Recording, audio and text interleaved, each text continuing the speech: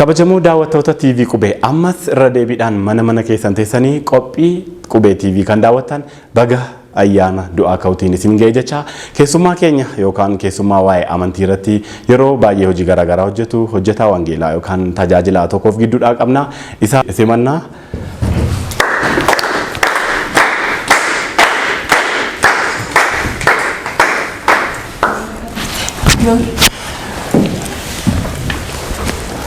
Egaa keessummaa keenya waamicha keenya kabajee istiidiyoo keenyatti waan nuuf argamteef ulfaadhu asumaan immoo baga ayyaana du'aa ka'uu gooftaa keenya fayyisaa keenya Yesuus Kiristoos si geessin jenna. Galatoomaa waan naaf eertaniif baga walumaan ittiin nu ga'e. Mee dursatu gaaffii waan tokko ittiin deemin. Abdusalaam eenyudha? Galatoomii ani Abdusalaam Ridwaan Mahamadin jedhama. Gara Harargeedhaa Onaa Warraattiin dhaladhee guddadhe amma hojjetaa wangeelaatiin waldaa kiristaanaa warra wangeelaa maqaan Yesuus keessatti waldaa kiristaanaa warra wangeelaa Itoophiyaa maqaan Yesuus keessatti hojii wangeelaa hojjedha. Manneen barumsaa macaafa qulqulluu irraas teoloojiin barsiisa.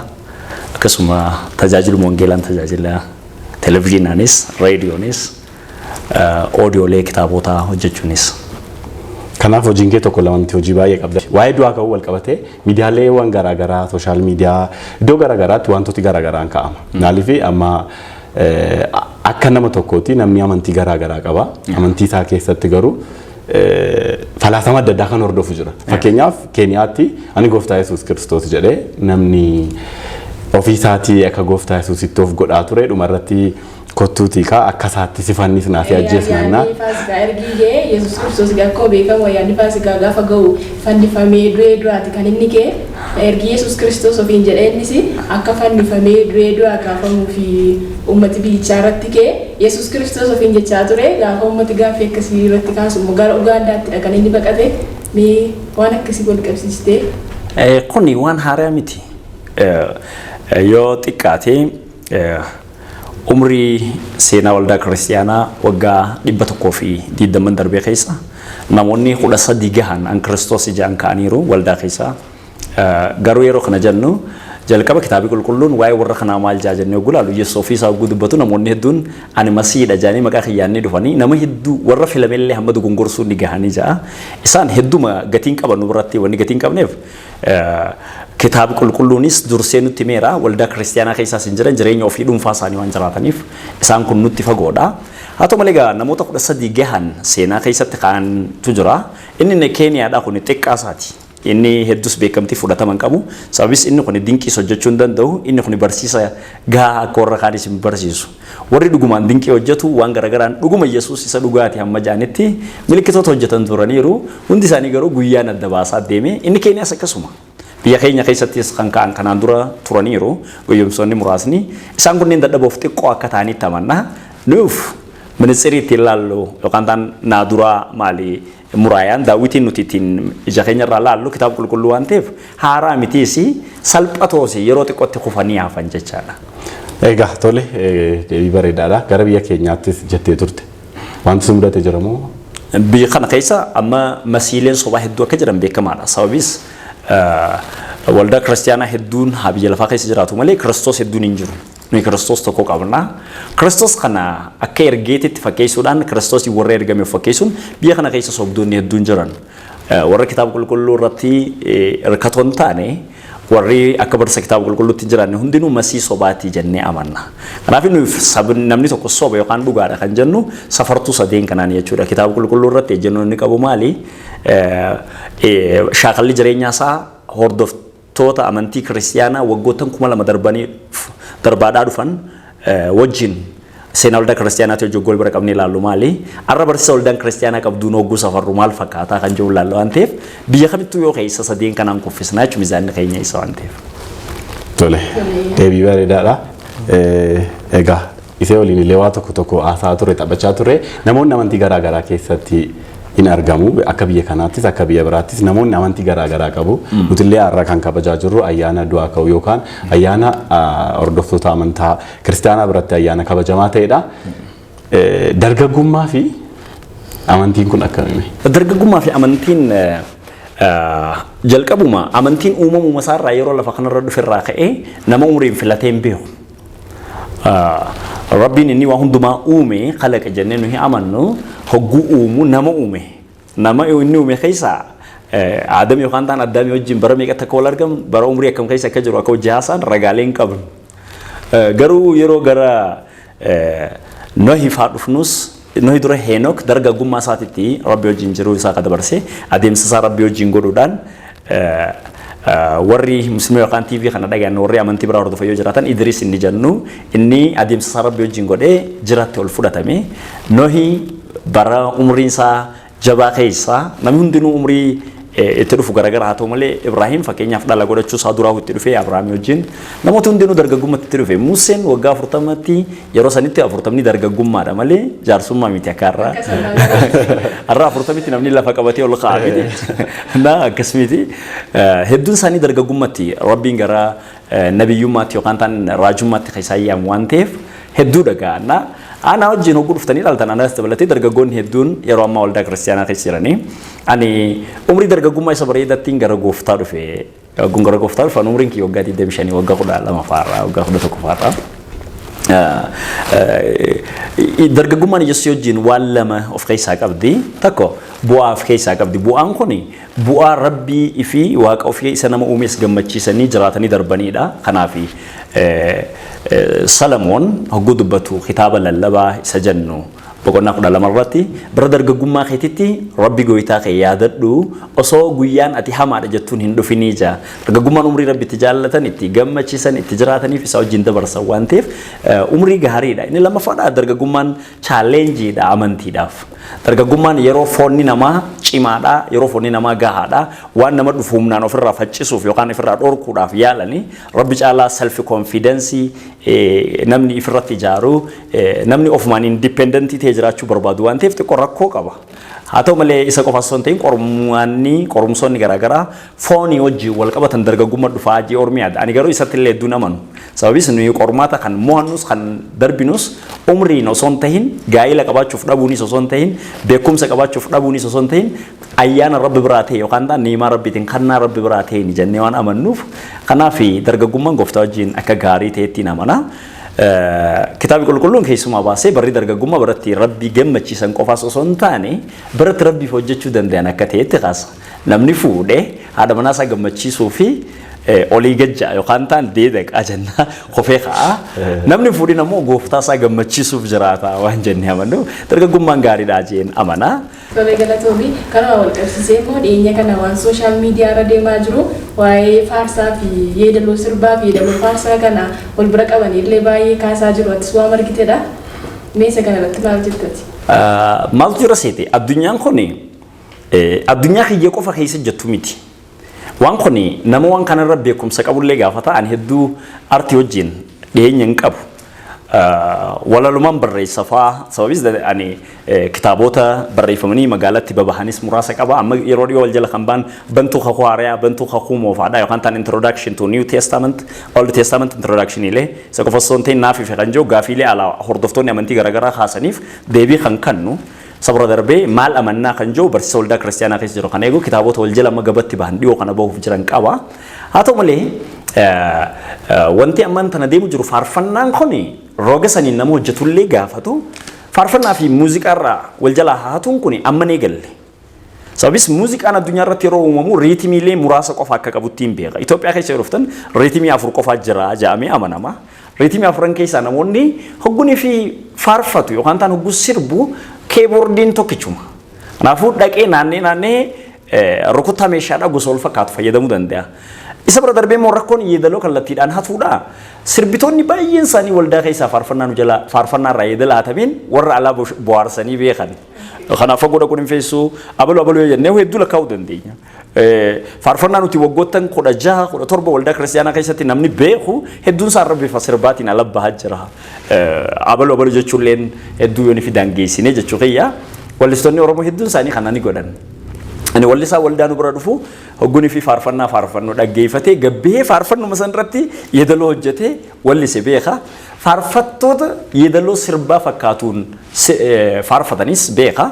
Kuni nama ogeessa kanallee gaafatullee wanti lameenuu dhoowwaa akka ta'etti nama. Sababis artii jechuun kalaqa. Fakkeenyaaf faarfannaan artii alaati wajjin qaadda godhu taalentii fi giiftii waan adda addaa lama nu biratti namni tokko taalentiidha qaba alatti shaakalee muuxannoodhaan kannaa keessa isaa jiru baasee fida nu biratti garuu giiftii diida hooli spiriitiitu namaaf kannaaf fura qulqulluu namaaf kenna waan ta'eef namni giiftii isaa saniin hin hojjenne hundinuu kooppiidha kanaaf kooppiin ammoo guyyaa tokko mul'achaa deema kanaaf saaxilamaa jira jennee amanna garuu kana jechuun ammoo aadaa keenya eenyummaa keenya bifa muuziqaatiin yeroo dhiyeessinu keessatti waan sirbituun tuqteef qofa balaaleffatamadha jenneen amannu fakkeenyaaf afaan Oromoodha Oromoo keessaan Oromoo argeeti boru yoon ifin faarfannaa faarfadhe shaggooyyeedhaan cabsee makka aadaa kiyya yoon faarfadhe cubbuu qaba jeen amanu aadaan kiyya redeem ta'e malee avoid hin taane jireenya kiyya keessaa aadichuma bakkatti Yesuus furee bilisa baasee aadicha naaf kenne malee ani Oromoo argee ta'uu dhiisee akka aadaa warra faranjiitti yookaan ta'u warra biraatitti akkaan finani biyya kana keessa aadaalee saboota garaagaraatti akkaan waaqessu akkaan sanitti rakkadhu fedha Yesuus miti yeroo ni fi namni tokko nama shawaati bifa dhiichisa shawaatiin yoo Yesuus hin faarfate cubbuu qabaas jee namanu garuu wantoonni daangaa akkam keessatti kan jiru gaafiin kiyya. Deebii bareedaadha. Egaa manatti keessan teessanii kan qophii ayyaana yookaan du'aa ka'uu yookaan faasikaa daawwachaa jirtan amma sirra deebiidhaan baga geessan isiniin jenna.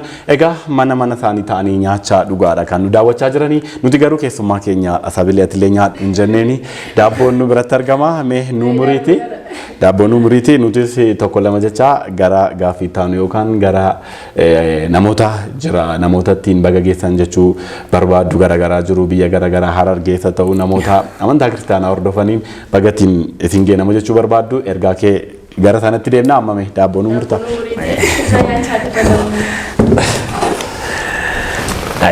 Galateeffannaa. Arjaa faraara qabeessa abbaa keenyaaf waaqa keenya galanni siif haa ta'u. Isa gaarummaa keetiin nuuf dhiyeessite kanaas nuuf eebbisi. Karaa hundumaa ulfina keetiin nu wajjin ta'e maqaa gooftaa Yesuusiif jedhi. Egaa dhugaatiin keenya siidaa gurguramaa jiru kan inni nyaachaa dhugaa qophii keenya amma xumuraatti nu hordofaa isiniin jenna. Yeroo baay'ee kan shamarraniiti waan egaa kabajamoo daawwattoota televezyiinii qubee harri yookaan ayyaana lamadha. Ayyaana lama gaafan jedhu sittillee deebuufin jedha. Kaleessi guyyaa shinigaa yookaan eebila 15 Oromoota biratti guyyaa dhaamsa guddaa yookaan ergaa guddaa qabudha. Ati dhimma amantii du'aa ka'uutiin keessummaa keenya taatee asitti argamta. Oromummaa fi amantii akkamitti ilaalta? Sila naa kaasteetta kana maaliif si gaafachuu yaade waa'ee aadaa naa kaastee turte aadaa kootiif amantiin koo walitti hin bu'u jettee turte. Aadaaf amantii yookaan amantiin namootni baay'een kun Oromummaa wajjin hin deemu kan jedhan kun kan keenya miti kan jedhan jiru kan immoo waliin godhanii jiraachuu danda'an jiru amantii Oromummaa akkamitti ilaalta? Warra jalaa waldhee hundumaa maaf sin jalaa waldhee jennee guyyaa tokko deebisuu yoo dadhabne illee nuyi wal jalaa na jalaa waliin dhoofne. Sababis yeroo hedduu biyya kana keessatti argite yoo ta'e Itoophiyummaa fi Oromummaa fi amantii Oromummaa fi waan garaagaraa yeroo wal dorgomsanii arga. Wantoonni kunneen waan rooga gitarra jiran qofaan deemuu qabanidha. Amantii fi Oromummaan matumaa waan waliin bu'an na biraan qaban anaaf. Namni tokko jalaa yoo nifi jalaa wal dhahee inni yoo burjaajii keessa galee wajjiniin burjaajaa miti dhaqee. Sababis ani amantiin kiyya gara eenyummaa kiyyaa dhufe. Eenyummaa kiyya isan Kiristoosiin ta'uu dura qabu aadaa, afaan, seenaa, eenyummaa qaba. Aadaa seenaa eenyummaa fi afaan kiyya ni furame yookaan ta'an reediim ta'e malee tabeejaa jenna afaan Amaaraatiin.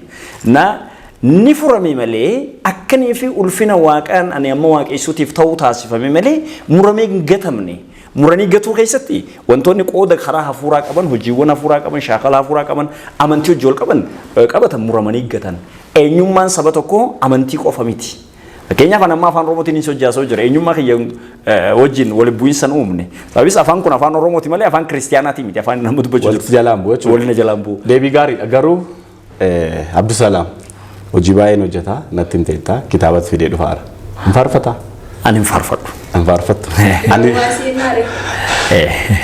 Garuu isa wanta amma kaastee kuni bakka hedduutti waan fi xiqqoo burjaajii qabuuf tuquu dirqama. Keessumaa amantii fi eenyummaan waan adda addaa lama. Namni tokko eenyummaa lama qabaa jennee amana nuti kiristiyaanonni. Sababis Kiristoositti eenyummaan arganne eenyummaan inni hafuuraanii ta'e jira. Eenyummaan hawaasa irraa dhalannee jira. Eenyummaa hawaasa irraa dhalannee keessa aadaan gadeen wanti rabbi ammaan tana ibaadnu yookaan waaqessin wajjin wal faalleessuu jiraate isa murree ganna. Isa murree wanni gannuuf hin deemu amantii kiyyeessa dhugaatii wajjin. Fakkeenyaaf waaqeffannaaleen tokko tokko wantoonni akkasii amantii kiyya wajjin deeman. Ani amantii waaqessuun tokko. Garuu aadaan uummata irraa dhaladhee akkaataa uffataa isaa, akkaataa nyaata isaa, akkaataa jireenya isaa isumaan hirmaadha deebi'ee. Kanaaf kuni waliin bu'u amantiif aadaan wal tumsa malee gargar bahoo miti jeenaman. Sababis kiristiyaanummaan gaafa dhufu amantaa aadaa sabi juushii yeroo san keessa jiran keessa dhufeedha. Malee juushootaan irraa kaastanii isin Giriik taatan Giriikootaan irraa kaastanii juush taatan hin jenne. Biyya kana keessatti rakkoon guddaan jiru tokko hoggunii fi Oromoonni gara kiristiyaanummaatti dhufan baay'inaan gara Kiristoos amanuutti dhufan akka waan saba jijjiiruutti warri lakkaa'u jira. Inni matumaa hundeerraa dogongora. Warri maasiis gaafanii fi Kiristoos ta'anis eenyummaa isa Kiristoosiin argatan kan osoo hin ta'in eenyummaa isa moofaa isa duraa jennee yaamnu wajjin qofa walitti dhabanii jiraatan isaanis dogongora. Kanaafuu lameenuu baalaansii godhanii deemuu gaafata.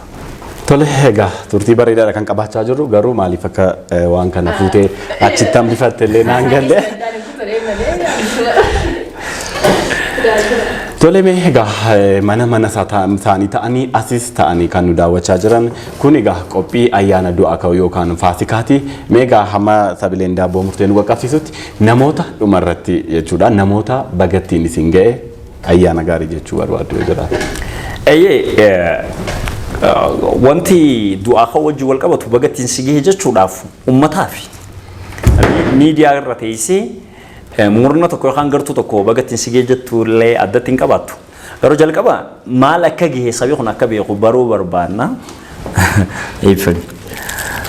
Bagattiin si ga'e kan inni jedhu hordoftoota amantaa kiristiyaanaa warra du'uuf du'aa ka'uutti amantan hundinuu bagattiin si ga'e. Abdulsalaam gara istiidiyoo keenyatti dhuftee gaafiif deebiin waliin gooteef si galateeffannaa asumaan ayyaana gaarii siin jenna obsaa hojjettu yoo qabaatu. Tole egaa waan an jedhu illee qabu inni illee egaa ayyaana keenya ayyaana fakkeesseera egaa waan baay'ee nu kaastee nu kabajjee yeroo itti ayyaana maatii keerraa waliin dabarsitu irraa nu qoddee asitti argamtee gaafiif deebii nu waliin taasisteef hedduu galatoomii egaatti.